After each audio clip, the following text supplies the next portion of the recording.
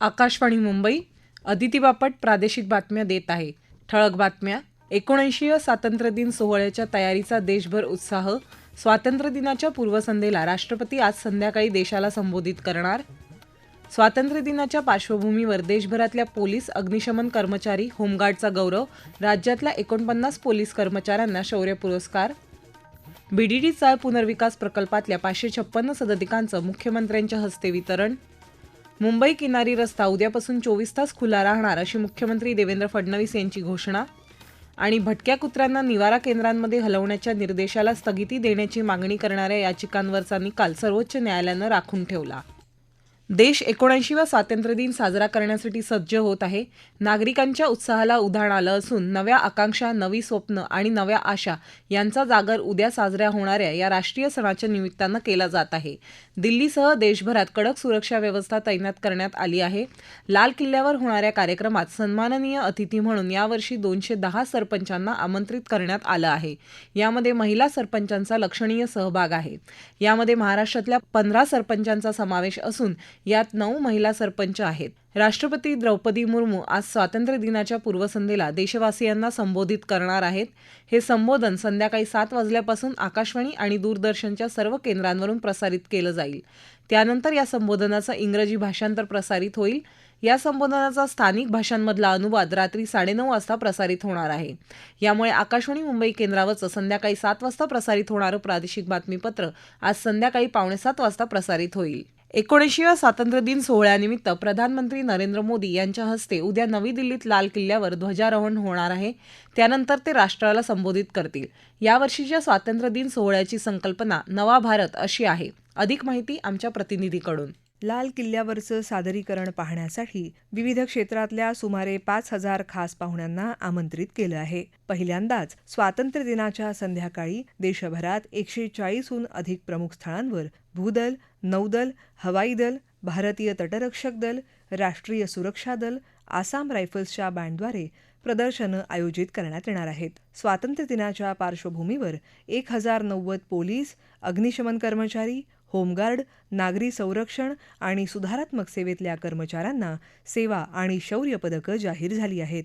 यामध्ये महाराष्ट्रातल्या पोलीस सेवेतल्या 49, अग्निशमन सेवेतल्या 8, होमगार्ड 5 तर सुधारात्मक सेवेतल्या 8 कर्मचाऱ्यांना सन्मानित करण्यात येणार आहे. पोलीस सेवेतल्या अनिल कुंभारे, प्रमोद कुमार शेवाळे, बाळासाहेब भालचीम, संजय चांदखेडे, नेताजी बंडगर, मनोहर महाका यांना शौर्य पुरस्कार देण्यात येणार आहेत. सुरेश तेलामी यांना मरणोत्तर शौर्य पुरस्कार जाहीर करण्यात आला आहे.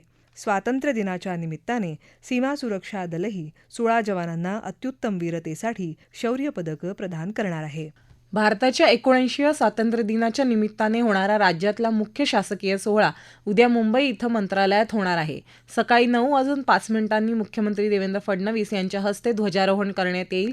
पुणे इथं राज्यपाल CP राधाकृष्णन यांच्या हस्ते ध्वजारोहण होईल. ठाणे इथं जिल्हा मुख्यालयात उपमुख्यमंत्री एकनाथ शिंदे यांच्या हस्ते तर बीड इथं उपमुख्यमंत्री अजित पवार यांच्या हस्ते ध्वजारोहण होईल. नाशिक इथं राज्याचे जलसंपदा मंत्री गिरीश महाजन यांच्या हस्ते तर रायगड जिल्ह्यात राज्याच्या महिला आणि बालकल्याण मंत्री आदिती तटकरे यांच्या हस्ते ध्वजारोहण होणार आहे. भारतीय स्वातंत्र्य दिनाच्या निमित्तानं आज राज्यभरात विविध जिल्ह्यांमध्ये तिरंगा यात्रा निघत आहेत. बीड शहरात तिरंगा रॅली काढण्यात आली. या रॅलीत राजकीय पक्षाचे पदाधिकारी, सर्वसामान्य नागरिक सहभागी झाले होते. जालना जिल्ह्यात सर्वांनी हर घर तिरंगा अभियान साजरं करावं असं आवाहन जिल्हाधिकाऱ्यांनी केलं आहे. धुळे शहरातून 1111 फूट लांब तिरंगा ध्वजासह पदयात्रा काढण्यात आली. या पदयात्रेत विद्यार्थी, राजकीय पक्षांचे पदाधिकारी, सामान्य नागरिक मोठ्या संख्येनं सहभागी झाले होते. पालघर जिल्ह्यात आज जय श्रीराम पालघर नगर सेवा समितीतर्फे बाईक रॅलीचं आयोजन करण्यात आलं होतं. धाराशिव शहरात जिल्हा प्रशासन आणि जिल्हा क्रीडा अधिकारी कार्यालय यांच्या संयुक्त विद्यमानं सायकल रॅली काढण्यात आली. स्वातंत्र्य दिनानिमित्त परभणी शहरापासून जवळ असलेल्या ओंकारेश्वर विद्यालयाच्या वतीनं आज तिरंगा रॅली काढण्यात आली. या रॅलीत शाळेतले विद्यार्थी, शिक्षक आणि नागरिक मोठ्या संख्येनं सहभागी झाले होते. देशभरात आज विभाजन विभीषिका दिवस पाळला जात आहे. स्वातंत्र्याच्या उंबरठ्यावर देशाची झालेली फाळणी आणि त्यावेळेस झालेल्या भीषण संहाराच्या स्मृतीप्रित्यर्थ हा दिवस पाळला जात आहे. या अनुषंगानं देशभरात आज फाळणीच्या आठवणी दाखवणाऱ्या छायाचित्र प्रदर्शनांसह विविध उपक्रमांचं आयोजन करण्यात आलं आहे. प्रधानमंत्री नरेंद्र मोदी यांनी यानिमित्त समाज माध्यमावरच्या संदेशात फाळणीच्या काळात आपल्या प्राणांची आहुती देणाऱ्या लाखो निरपराध नागरिकांना, शूरवीरांना आणि बेघर झालेल्या असंख्य कुटुंबांना आदरांजली अर्पण केली. या प्रादेशिक बातम्या आकाशवाणीच्या मुंबई केंद्रावरून देत आहोत.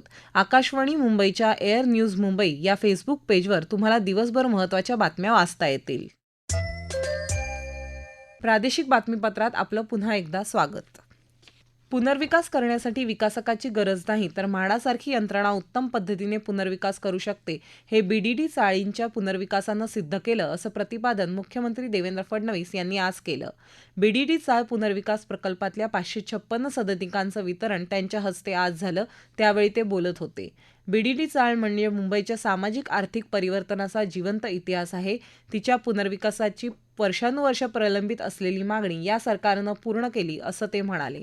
या धर्तीवर धारावी पुनर्विकास प्रकल्पही यशस्वी होईल, असा विश्वास त्यांनी व्यक्त केला. उपमुख्यमंत्री अजित पवार आणि एकनाथ शिंदे, सांस्कृतिक कार्यमंत्री आशिष शेलार, मंगलप्रभात लोढा, नीलम गोरे, पंकज भोयर, खासदार मिलिंद देवरा, संबंधित विभागाचे अधिकारी आणि इतर यावेळी उपस्थित होते.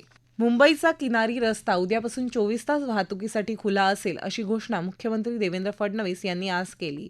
मुंबई किनारी रस्त्यांवरचं विहार क्षेत्र आणि 4 पादचारी भुयारी मार्गांचं लोकार्पण मुख्यमंत्र्यांच्या हस्ते आज झालं, त्यावेळी ते बोलत होते. वाहतुकीच्या नियमांचं पालन करून या रस्त्यांचा वापर करावा, असं आवाहन त्यांनी केलं. आज लोकार्पण केलेले प्रकल्प हे फक्त कॉन्क्रीट, स्टील आणि तंत्रज्ञानाची कमाल नसून मुंबईच्या भविष्याची गती, गुणवत्ता आणि सुरक्षिततेची हमी आहे, अशी ग्वाही उपमुख्यमंत्री अजित पवार यांनी दिली. यामुळे मुंबईचं वाहतुकीचं जाळं आणखी सक्षम होईल, असा विश्वास त्यांनी व्यक्त केला. मुंबईत सध्या सुरू असलेले प्रकल्प गेम चेंजर असून यामुळे मुंबईच्या रस्त्यांवरची वाहतूक कोंडी बऱ्याच प्रमाणात कमी होईल आणि मुंबईकरांचा प्रवास सुखकर तसंच पर्यावरणपूरक होईल, असं प्रतिपादन उपमुख्यमंत्री एकनाथ शिंदे यांनी यावेळी केलं. दिल्ली राष्ट्रीय राजधानी क्षेत्रातल्या सगळ्या भटक्या कुत्र्यांना निवारा केंद्रांमध्ये हलवण्याच्या निर्देशाला स्थगिती देण्याची मागणी करणाऱ्या याचिकांवर सर्वोच्च न्यायालयानं आज निकाल राखून ठेवला. न्यायमूर्ती जे.बी. पारडीवाला आणि न्यायमूर्ती आर. महादेवन यांच्या पीठानं या विषयाची स्वतःहून दखल घेऊन दिलेल्या निर्देशांवर न्यायमूर्ती विक्रमनाथ, न्यायमूर्ती संदीप मेहता आणि न्यायमूर्ती एन.व्ही. अंजरिया यांच्या पीठानं सुनावणी घेतली. या कुत्र्यांना हलवण्याचे निर्देश यापूर्वी सर्वोच्च न्यायालयाच्या इतर पीठांनी तत्सम प्रकरणांमध्ये दिलेल्या निर्देशांची विसंगत असल्याचा मुद्दा काल काही वकिलांनी सरन्यायाधीश न्यायमूर्ती भूषण गवई यांच्यासमोर उपस्थित केला होता.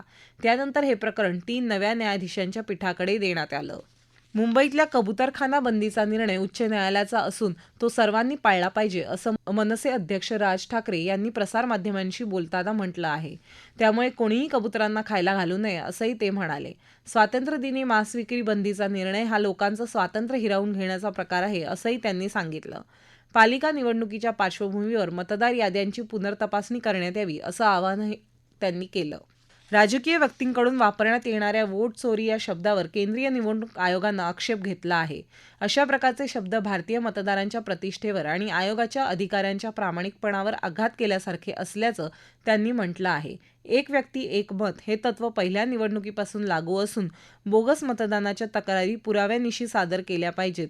एका व्यक्तीने 2दा मतदान केल्याचा पुरावा असल्यास तो आयोगाकडे सादर करावा, असंही आयोगानं म्हटलं आहे. खाद्यतेलाच्या टँकरमधून गुजरातला पाठवण्यात येणारी विदेशी दारू धुळे पोलिसांच्या पथकानं पकडली. यात एकूण 55,96,200 रुपये किमतीची विदेशी दारू आणि 45 लाख रुपये किमतीचा टँकर असा 1,96,200 रुपये किमतीचा मुद्देमाल जप्त करण्यात आला आहे. ठळक बातम्या पुन्हा एकदा. 79व्या स्वातंत्र्यदिन सोहळ्याच्या तयारीचा देशभर उत्साह. स्वातंत्र्यदिनाच्या पूर्वसंध्येला राष्ट्रपती आज संध्याकाळी देशाला संबोधित करणार. स्वातंत्र्यदिनाच्या पार्श्वभूमीवर देशभरातल्या पोलीस, अग्निशमन कर्मचारी, होमगार्डचा गौरव. राज्यातल्या 49 पोलीस कर्मचाऱ्यांना शौर्य पुरस्कार. बीडीडी चाळ पुनर्विकास प्रकल्पातल्या 556 सदनिकांचं मुख्यमंत्र्यांच्या हस्ते वितरण. मुंबई किनारी रस्ता उद्यापासून 24 तास खुला राहणार, अशी मुख्यमंत्री देवेंद्र फडणवीस यांची घोषणा. आणि भटक्या कुत्र्यांना निवारा केंद्रांमध्ये हलवण्याच्या निर्देशाला स्थगिती देण्याची मागणी करणाऱ्या याचिकांवरचा निकाल सर्वोच्च न्यायालयानं राखून ठेवला. याबरोबरच आकाशवाणी मुंबई केंद्रावरचं हे प्रादेशिक बातमीपत्र संपलं. पुन्हा भेटूया संध्याकाळी 5 वाजता आकाशवाणी मुंबईच्या पुढच्या बातमीपत्रात. नमस्कार.